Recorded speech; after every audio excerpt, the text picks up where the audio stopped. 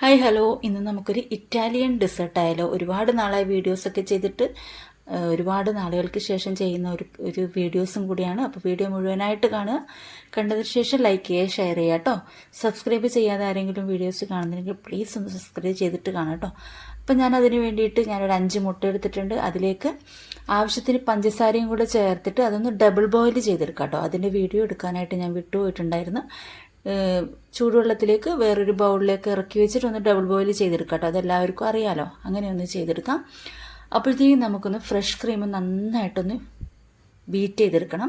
ഇതിലേക്ക് നമ്മൾ cream cheese ഇട്ട് കൊടുക്കാം കേട്ടോ. ക്രീം ചീസ് എങ്ങനെയാണ്, ഞാൻ വീട്ടിൽ തന്നെ ഉണ്ടാക്കിയതാണ്. നമ്മുടെ പാല് തിളച്ച് വരുമ്പോൾ ചെറുനാരങ്ങ പിഴിഞ്ഞിട്ട് അതൊന്ന് അറിയാലോ ചീസ് ഉണ്ടാക്കിയെടുക്കുന്നത്. അങ്ങനെയൊന്ന് ഉണ്ടാക്കിയെടുത്തതാണ്.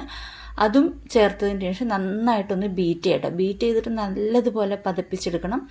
പിന്നെ ആവശ്യത്തിന് നമ്മുടെ വനില എസൻസും കൂടെ ചേർത്ത് കൊടുക്കുക. അതും കൂടെ ചേർത്ത് കൊടുത്തിട്ട് നന്നായിട്ടൊന്ന് ബീറ്റ് ചെയ്യുക കേട്ടോ. ഇപ്പം ഞാനിപ്പോൾ ഡബിൾ ബോയിൽ എടുത്തിരിക്കുന്ന മുട്ടയും പഞ്ചസാരയാണത്. അതിലേക്ക് നമ്മുടെ ഈ ക്രീം ചേർത്ത് കൊടുത്തിട്ട് അതും കൂടെ ചേർത്തിട്ട് നന്നായിട്ടൊന്ന് ബീറ്റ് ചെയ്തെടുക്കാം.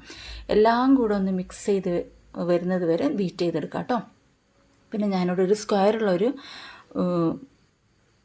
പാത്രം എടുത്തിട്ടുണ്ട്. അതിലേക്ക് നമുക്ക് ബിസ്ക്കറ്റ്, അത് നിങ്ങളുടെ ഇഷ്ടമുള്ള ബിസ്ക്കറ്റ്, നിങ്ങൾക്ക് താല്പര്യമുള്ള ബിസ്ക്കറ്റ് യൂസ് ചെയ്യാം. സാധാരണ ഇതിൽ ലേഡീസ് ഫിംഗർ എന്ന് പറയുന്ന ഒരു ബിസ്ക്കറ്റാണ് യൂസ് ചെയ്യുന്നത്. ഇപ്പം നമുക്കത് ഇവിടെ കിട്ടാത്തത് കൊണ്ട് നമുക്കത് സാധാരണ ഞാനിവിടെ എറോ റൂട്ടിൻ്റെ ബിസ്ക്കറ്റാണ് എടുത്തിരിക്കുന്നത്. അതൊന്ന് പാലിൽ ഡിപ്പ് ചെയ്യുക, അല്ലെങ്കിൽ കോഫിയിൽ ഡിപ്പ് ചെയ്തിട്ട് ഇട്ട് കൊടുക്കുക കേട്ടോ. നിങ്ങളുടെ താല്പര്യം എങ്ങനെയാണോ അങ്ങനെ ചെയ്തെടുക്കുക കേട്ടോ. അതൊരു 2 ലെയറായിട്ട് ഞാനിവിടെ ചെയ്ത് കൊടുക്കുന്നുണ്ട്.